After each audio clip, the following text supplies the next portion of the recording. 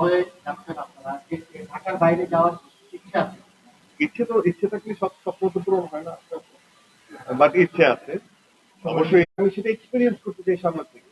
তো আমি একই অর্থে সেই সেই ভালোবাসাটা আমি গ্রহণ করবো, নিব, এবং একই অর্থে সমালোচনাও নিব। সমালোচনা ওই ফেস টু ফেস ফ্রিতে দেওয়া যায়, ওই জন্য প্রচুর স্ট্যাটাস চলে আসে। তো দেখেন, আমরা তো হঠাৎ করে কোনো একটা কথা বলি না, বা কোনো একটা তথ্য উপাত্ত ছাড়া কথা বলি না। এবং এমনও না যে প্রথম সিনেমা রিলিজ করছি। গত বছর তুফান রিলিজ করেছি আমরা, তুফান বানিয়েছি, তুফান রিলিজ করেছি। গত 30 বছরের হিস্ট্রিতে এটা সবচেয়ে বড় হিট। এর আগের বছর আহ, তারপর আপনার হ্যাঁ, সব জায়গায়, ইনফ্যাক্ট চিটাগং, বসুন্ধরা সিটি, আপনার সোনি স্কোয়ার, উত্তরা সিনেপ্লেক্স এবং সীমান্ত সম্ভার, এসকে। তো 6টা আউটলেটে 4টা করে 24টা শো। তো ন্যাচারালি, তো গতকালকে যদি এই কথা আমি বলে থাকি, তো এই যে 1200 টাকা দিয়ে টিকিট কিনেও হাউসফুল হচ্ছে আমাদের ছবি, 600 টাকার টিকিটও হাউসফুল হচ্ছে, 400 টাকার টিকিটও হাউসফুল হচ্ছে।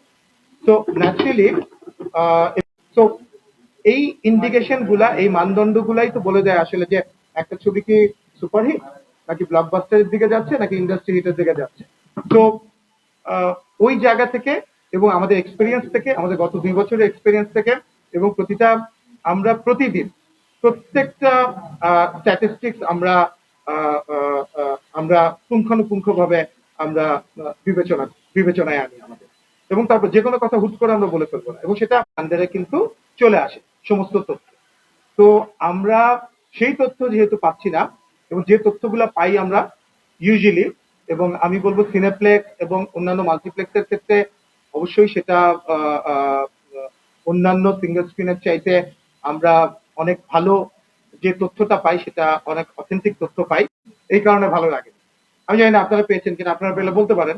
কারণ নিশোও বলছে, আহ, আমরাও বলছি, আমাদের ডিরেক্টর শিহাব শাহিনও বলছে যে দর্শকদের যদি ভালো লাগে আপনারা বলেন ভালো, যদি খারাপ লাগে কোনো কিছু সেটাও আপনারা আমাদেরকে বলবেন, সেটাও আমরা আমাদের সেইভাবে করে শুধরে নেওয়ার চেষ্টা করবো। কারণ আমরা তো চাচ্ছি যে ইন্ডাস্ট্রিতে এই দর্শকরা এসে এই ঈদের মতো প্রতি মাসে এসে হাজির।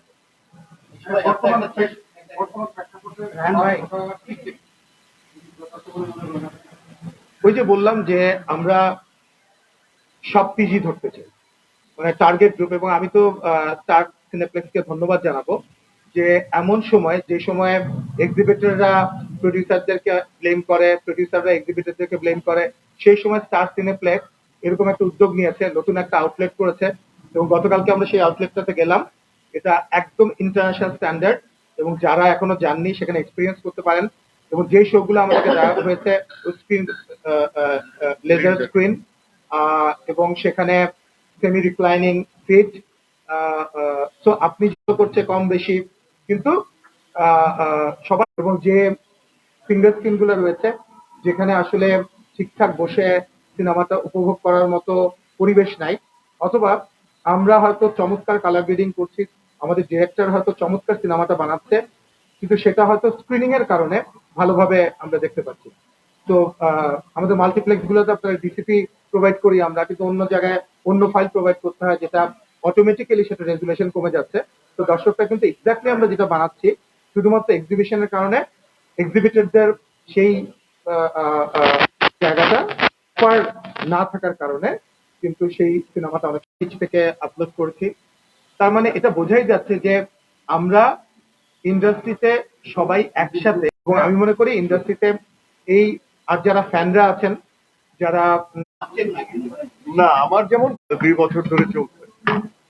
তো এমন না যে শুধুমাত্র দাগি নিয়েই আমাদের গবেষণা ছিল, সেটি আপনারা সবাই হলে এসে এক্সপিরিয়েন্স করেন, এবং নো পাইরেসি।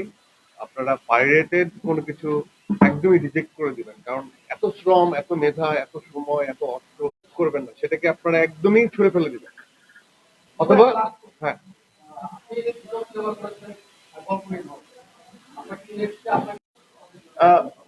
আমি আমার পারফরমেন্স দিয়ে ম্যাসিভ কোনো কিছু না করে, বা হাইপো ক্যারেক্টার, একজন ওই যে থাকে না নায়ক চিত্র, যে একজন গল্পের বোঝার জন্য আন্ডারস্ট্যান্ডিং থাকতে হবে, এটা আমার এখনকার স্টেট, এখনকার স্ট্যাটাস এখন পর্যন্ত। সেই দায়িত্ববোধের জায়গা থেকে আমার সুরঙ্গ আসছে, সেই দায়িত্ববোধের জায়গা থেকে আমার দাগি আসছে। আমি এটা না বলছি না যে আমি সেটা করব না, আমি এটা করতে চাই, কারণ আমি সেই সব সিনেমা খুব পছন্দ করি। হ্যাঁ, একটা খুশি মারবো,